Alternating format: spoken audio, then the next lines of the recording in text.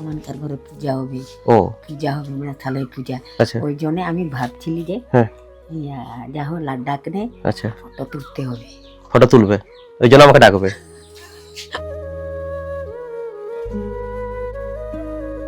আচ্ছা আমার ঠাকুমা ঠিক আছে, নিজের তো নেই, এনাদের মধ্যেই খুঁজে পাই। ফোন নাম্বার আছে, আচ্ছা আমি ডাকবো। আচ্ছা ওই অনুষ্ঠান হবে হ্যাঁ আর ডাকতে হবে। আমাকে ডাকবে এক্ষুনি ভাবছিলে? হ্যাঁ তো বুঝি বুঝি ভাবি এটি। আজকে হোলি পূর্ণিমা জানো, আজকে হোলি পূর্ণিমা। সেই জন্য ঠাকুমার কথা মনে পড়লে চলে এলাম তোমার কাছে আর কি। আচ্ছা আচ্ছা আচ্ছা, আজকে হোলি পূর্ণিমা তো জানো না?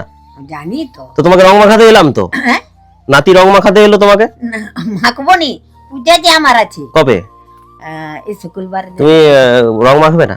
না পায়ে নেবে তো? না পায়েও নেবে না? না আমানকার ঘরে পূজা হবে। ও পূজা হবে মানে থালায় পূজা। আচ্ছা ওই জন্য আমি ভাবছিলি যে হ্যাঁ যা হোক লাড্ডাক নে আচ্ছা ফটো তুলতে হবে। ফটো তুলবে ওই জন্য আমাকে ডাকবে। আচ্ছা আমার ঠাকুমা ঠিক আছে, নিজের তো নেই, এনাদের মধ্যেই খুঁজে পাই।